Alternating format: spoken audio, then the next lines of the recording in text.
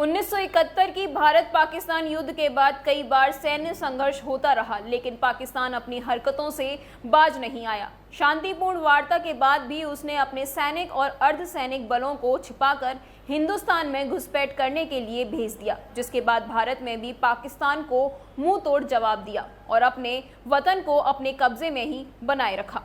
1971 के भारत पाक युद्ध के बाद भी कई दिनों तक सैन्य संघर्ष चलता रहा। इतिहास की माने तो दोनों पड़ोसी मुल्कों द्वारा परमाणु परीक्षण के कारण आपस में तनाव और बढ़ गया था और स्थिति को शांत करने के लिए दोनों देशों ने फरवरी 1999 में लाहौर में घोषणा पत्र पर हस्ताक्षर किए, जिसमें कश्मीर मुद्दों को द्विपक्षीय वार्ता द्वारा शांतिपूर्ण ढंग से हल करने का वादा किया गया था। लेकिन पाकिस्तान तो पाकिस्तान है, अपनी हरकतों से बाज कहां आने वाला था। उसने अपने सैनिक बल और अर्धसैनिक बलों को छिपाकर नियंत्रण रेखा की भेजने लगा और इस घुसपैठ का नाम ऑपरेशन बद्र रखा था। इस ऑपरेशन बद्र का मुख्य उद्देश्य कश्मीर और लद्दाख के बीच की कड़ी को तोड़ना और भारत की सेना को सियाचिन ग्लेशियर से हटाना था। और बड़ी सोची समझी रणनीति के तहत पाकिस्तान आगे बढ़ रहा था, क्योंकि पाकिस्तान ये भी जानता था कि इस क्षेत्र में किसी प्रकार के तनाव से कश्मीर मुद्दे को अंतर्राष्ट्रीय मुद्दा बनाने में मदद मिलेगी। प्रारंभ में इस ऑपरेशन को बद्र को पाकिस्तान ने घुसपैठ मान लिया और दावा किया कि इन्हें कुछ ही दिनों में बाहर कर दिया जाएगा। लेकिन नियंत्रण रेखा में बाद इन घुसपैठियों के नियोजित रणनीति में अंतर का पता चलने पर भारतीय सेना को एहसास हो गया कि हमले की योजना बड़े पैमाने पर की है।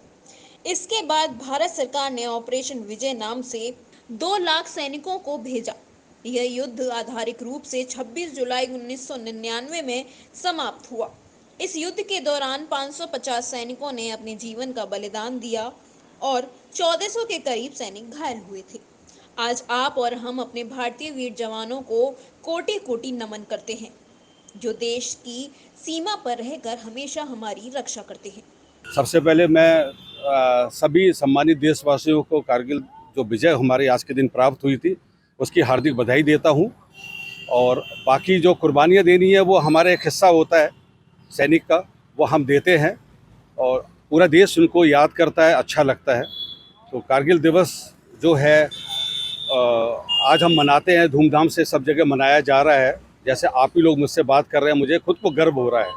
होता यह था कि सर्दियों के समय दोनों सेनाएं जो LOC है उससे पीछे हट जाती थी। ये बहुत पहले से, जब से देश आज़ाद हुआ है तब से ये चीज़ें चल रही थी, तो पीछे हट जाती थी। इस बार वो पीछे हटे, लेकिन हटने के बाद उन्होंने हमारे साथ छल किया और वो वहाँ पर आकर के बैठ गए।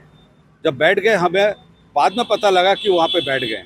जब बैठ गए हैं तो उन्होंने काफ़ी बड़े इलाके में कब्जा कर लिया था और इतना आसान नहीं था उनको निकालना। आप सोच सकते हैं कि पहाड़ पे ऊपर चढ़े आए और उसको नीचे से अटैक करके निकालना, और इस चीज़ का भी ध्यान रखना कि युद्ध व्रत स्तर पे ना बढ़ जाए कि आम नागरिकों का भी नुकसान हो।